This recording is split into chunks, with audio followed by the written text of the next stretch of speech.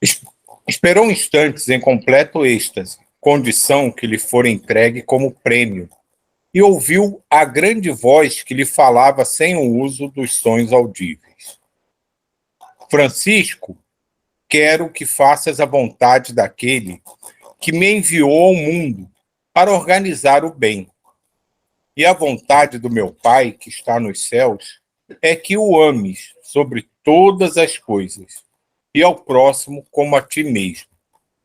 Eis aí as duas chaves que abrem todas as portas da vida, se não da felicidade. Sabes o que quero que faças no desdobramento desses dois mandamentos de luz? Sabes o que quero que faças? Bem aqui, gente. Sabes o que quero que faças no desdobramento destes dois mandamentos de luz? Já foram escritos na tua consciência os preceitos mais puros, para que vivas na dignidade de um homem que conhece a verdade, na filosofia de um discípulo consciente do seu caminho e de um filho de Deus que respeita a vida. Dentro destas verdades poderás encontrar inúmeras ramificações que uma criatividade espiritual te fizer sentir. Além disso, no afã de renovar tuas forças e de teus companheiros, devo aclarar que a mente, no tocante ao equilíbrio das emoções em todos os sentidos, organizando o bem, sem que falte a prática nos labores de cada dia. Deves pensar na caridade, sem te esqueceres das obras, para que ela seja viva na lavoura de Jesus. Deve incentivar as conversações nas quais o amor seja o êmulo dos assuntos, sem te esqueceres da universalidade dessas virtudes, para que ela nunca perca o seu caráter de alimento do espírito. Prepara, Francisco, os teus discípulos, como eu te ensinei, e jamais deves esquecer esta verdade. Quem quiser ser o primeiro, que seja o último. Quem quiser ser o maior, que se faça o menor de todos. Conheço a tua têmpora nos compromissos assumidos. Mas é sempre bom afirmar que ninguém realiza algo sozinho. E se o que manda não sabe obedecer, acaba ficando só nos caminhos que idealiza. Faze amigos, não pelo prazer de desfrutar da amizade. Faze amigos, não pelo prazer de desfrutar da amizade, porém, pelo dever da criatura que ama.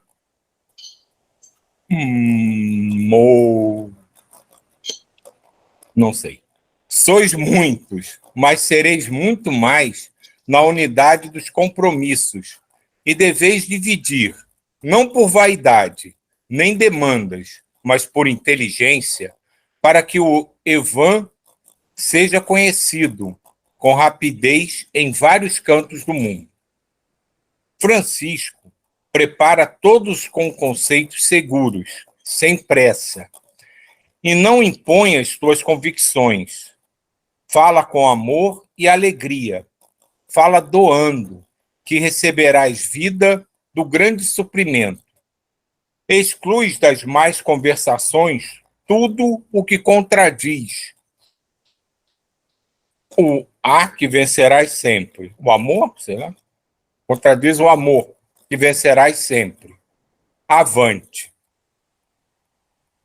Francisco de Assis suspirou profundamente, dormindo no mesmo instante. E havia mais de 200 companheiros e havia urgência de uma decisão, pois as mãos precisavam trabalhar. No dia seguinte, aqui em relação à urgência, é uma coisa que a gente já discutiu e brincou, né? Mas não é a urgência de fazer a coisa desesperada, atabalhadamente, né? É que precisa ser feito, né? A urgência que ele fala aqui, né? Que a gente já brincou entre a gente, Não é que a gente tem que sair correndo para fazer, é que apenas precisa ser feito. Diga. É interessante essa urgência, porque realmente, né, se a gente não sabe o que fazer, não adianta ter pressa, né? Então é aquele ponto de realmente escutar os mentores e a urgência de fazer o trabalho junto com todo mundo maior, o que está sendo pedido ali para aquele dia, né? O trabalho que deve ser realizado por cada um nessa construção desse planeta de regeneração. Bem bacana. E aí, sobre essa questão de manter a conversa elevada, né? Onde tiver de buscar isso. Ai, peraí. Também estava pensando que é uma coisa que não pode incomodar. Porque quando você se incomoda com a conversa, aí você acaba sendo arrogante. Você manter a conversa elevada, você tem que compreender, né, o que as pessoas falam, buscar tirar dali o melhor, e sem arrogância, né, sem querer impor sua vontade, né, mas procurando uma forma de não ser agressivo, não ser arrogante, né, então é exercício para a gente, né, a gente fala assim, manter a conversa elevada, não quero impor achando que eu sou a pessoa mais correta, né, e também às vezes eu vou fazer isso e eu vejo que não tem jeito, eu saio, porque para não ouvir também algumas coisas que, né, às vezes não fazem muito sentido para a gente ficar vibrando naquela conversa que não é muito. Então, é um exercício que eu percebi aí no que ele fala também, né, que a gente faz diariamente, né. Não sei como é para vocês. Na verdade, assim, eu vejo a conversa elevada como mais, na verdade, ela é mais muda do que a gente costuma lidar, né, com esse relacionamento entre pessoas, né?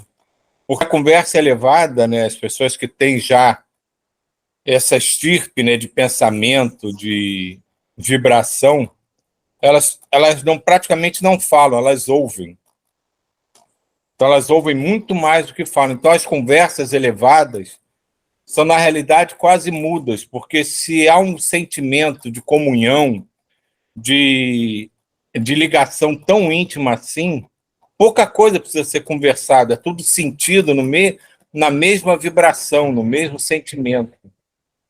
Então você pode ver que quando esses grandes mestres se encontram, na verdade eles trocam olhares, trocam sentimentos, mas palavras são muito poucas.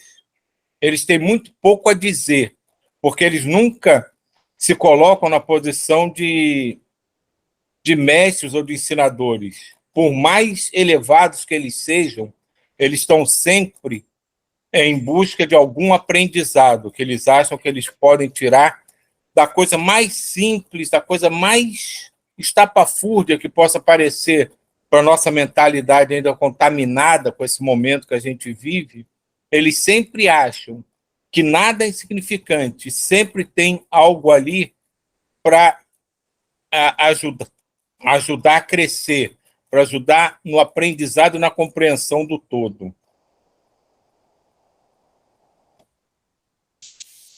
E sobre essa parte, né,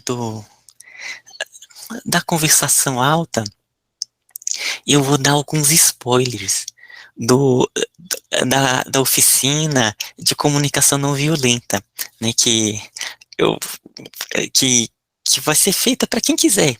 Eu estou esperando, eu vou deixar passar o carnaval, e aí vai ser num domingo, vai ser 2 horas para quem quiser. Mas é uma parte que eu achei bem bacana sobre a comunicação não violenta, é uma parte que ela fala sobre 4 tias, 4 dias da comunicação. Uma delas é a apatia, a outra é a antipatia, a outra é a simpatia e a outra é a empatia. A apatia é uma pessoa que você não... Você tem basicamente você ignora ela. Ela pouco mexe no seu interior. Seria a apatia. A antipatia é ali uma pessoa que você realmente tem uma sensação que ela não é boa, você quer se afastar, né? Cada uma tem que ser trabalhada, né? Cada uma dessas tem que ser trabalhada. A outra é a simpatia, né? O que é a simpatia? Às vezes uma pessoa ela conta algum caso e uma outra pessoa ela escuta e em vez dela buscar entender realmente o que está sendo colocado, ela fala assim, olha só, né, eu tenho aqui, por exemplo, às vezes a pessoa ela pede algo que precisa de uma ajuda. Olha, ela está se abrindo algo que precisa de uma ajuda. Fala assim, oh, isso já aconteceu comigo. E aí conta o caso que ela vivenciou. Então, assim, ela está mais ou menos dentro da ideia, mas ainda ela é só simpática, está em sintonia. E o outro é a empática, aonde a comunicação você busca entender lá no fundo o que a pessoa ela tá sentindo e querendo passar, sabe? Seria mais profunda. É realmente você se coloca no outro e busca conversar ali de alma para alma. E aí, nessa conversa empática, ele coloca 4 pontos que é importante, tanto na comunicação quanto na escuta empática, né? Porque a comunicação não violenta é o falar e o escutar. E aí ele coloca o seguinte, isso são algumas coisas da oficina, né?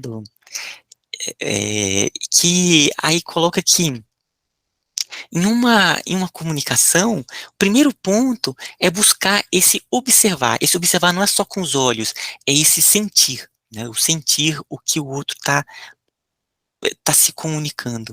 O outro ponto vem isso, na verdade, é o observar as feições, o que está acontecendo. O outro é o sentir.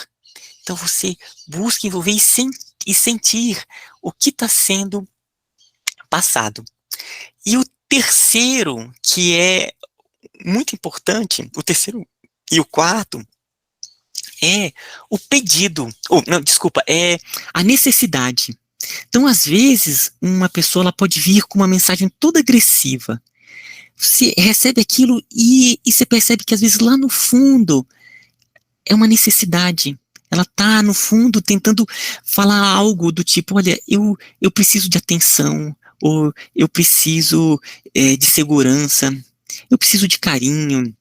Então, às vezes, a mensagem não mostra o que está vindo lá, a uma necessidade da pessoa. Então, buscar entender qual é a necessidade. E o último é buscar que, às vezes, lá no fundo, a pessoa tem um pedido. Então, mesmo que a mensagem ela venha toda de uma maneira que ela não é boa, você procura sentir ali qual é a necessidade e do que ela precisa, né? Qual é o pedido que ela está fazendo. Então, é um dos aspectos que, à medida que vai se trabalhando, aí tem vários exercícios para isso. E, na verdade, essas oficinas, elas são imensas, são cursos bem grandes. Ela faz uma oficina bem pequenininha só para dar para abrir todo o potencial do que é pelo menos essa forma, né, da comunicação não violenta. Ela é muito além, mas serve como alguns elementos para se refletir, né, sobre essa conversa empática, procurar sentir o que o outro tá passando, procurar ver qual é a necessidade do que está precisando, mesmo que não esteja em palavras, sabe? Então era isso que eu queria compartilhar com vocês. Que rico, que rico. Tem uma transportadora que roda o Brasil inteiro, que tem uma frase que vocês podem anotar aí. É uma frase bem fácil. Entender para atender. Então agora eu vou voltar na oração de São Francisco. Gente, eu gosto muito dessa oração, tá? E nós estamos falando da oração de São Francisco, né? Senhor, fazer que eu procure mais compreender e ser compreendido. Agora, por que compreender mais que ser compreendido? Para entender o outro, para poder atender o outro. Né? E saber comunicar, essa comunicação não violenta, não quero fazer essa oficina, viu, Ismael? Para mim é muito importante. Como eu quero aprender? Como eu quero compreender o outro? Como eu quero sentir a dor do outro? Porque eu sentindo a dor do outro, eu vou poder ajudar o outro melhor. Eu tenho que sentir a dor do outro. Porque a gente acha que só dói na gente. A gente não vê que está doendo no outro. Então eu tenho que compreender mais que buscar ser compreendido. Para entender o outro. Para atender a necessidade do outro. Todos nós estamos aqui para servir. Isso a gente só vai servir o outro, só vai estar no caminho certo. Vocês vão falar aqui agora sobre isso, né? Como é que ajuda o certo o outro? Como ajudar corretamente o outro? Entendendo realmente a necessidade do outro. Tem uma história muito bacana, que é um Francisco de Assis no mundo de hoje. Acho que eu já falei dele para vocês. Que é o Ayrton Barreto.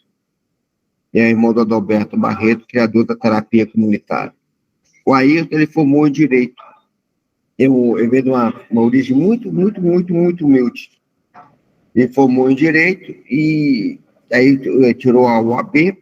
Um dia criou toda a coragem do mundo, chegou para o pai dele e falou assim: pai, eu quero morar na favela. Eu quero entender o que os outros vivem, eu quero viver como os outros vivem, para poder ajudar o que eles... Eu fiz direito para isso, pai. Você acha que eu fiz tanto sacrifício para você formar, para você ir morar numa favela, meu filho? Você não vai morar numa favela, não. Pai, eu preciso ir para a favela, eu preciso ver a dor do outro, tem que sentir o que eles... Tem que passar por que eles passam, pai. Pelo amor de Deus, eu tenho que ir. Tá bom.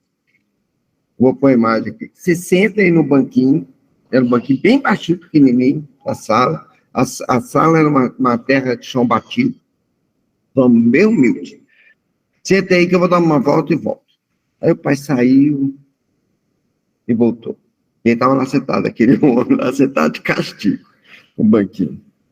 Ele falou assim: filho, entender, eu não te entendo. Mas eu vou te compreender. E vou te dar a minha bênção. Siga seu caminho, vá com Deus. Eu vou compreender seu coração. Eu vou assim, de coração para coração. O pai quer o que o filho quer. Eu quero que você cresça, que você desenvolva. Mas entender, eu não entendo, não. Eu compreender para ser compreendido. Agora, por que compreender? Para que compreender? Para atender a necessidade do outro. Então, a frase que está no caminho é entender para atender.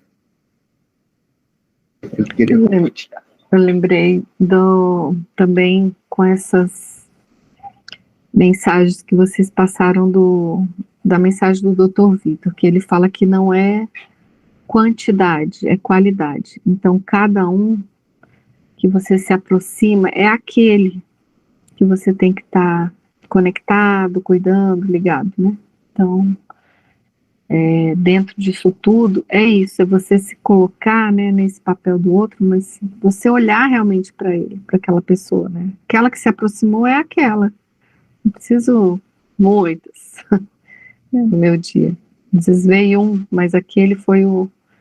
Então, dar atenção total, né? Ter tempo.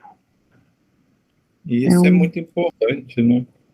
Porque é uma tendência de todo mundo, quando começa algo novo, né? Se empenhar demais, né? Todos nós fazemos isso. Essa coisa nova, tô achando o máximo, então aí começa a se empenhar demais. E às vezes a gente começa a querer justamente fazer muito e não faz direito, né? O que você está falando. Não é quantidade. Então a gente não precisa ajudar a humanidade toda. Só basta ajudar um. Se a gente ajudar um direito, a gente fez 100% do nosso papel. Mas isso realmente é uma tendência. Acho que todos nós, em algum momento relacionado com alguma novidade na nossa vida, já entramos por esse caminho. Olha, que isso é maravilhoso, então tem que fazer tudo, eu tenho que fazer mais, eu tenho que fazer para todo mundo. E normalmente a gente chega um momento que a gente vê aí, não estou conseguindo fazer, na verdade, nada.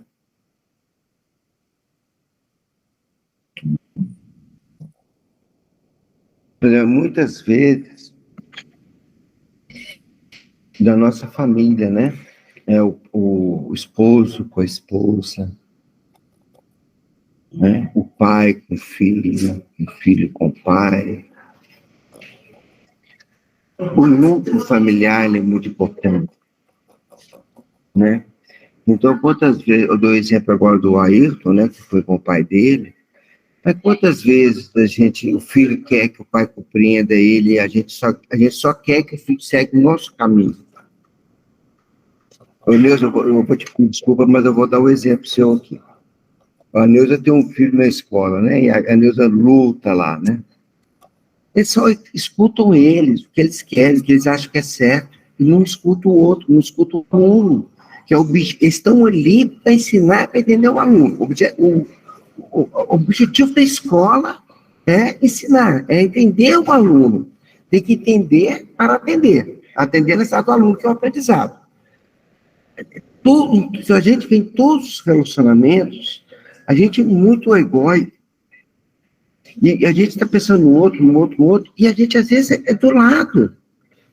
A minha mãe está bem de idade, né? E é uma querência, a gente que vê, coisa mais linda do mundo. Aí a minha irmã tem todo cuidado com ela, assim, todo. E ela fala que que a minha irmã não liga para ela, não, sabe? Que não faz o que ela quer, não.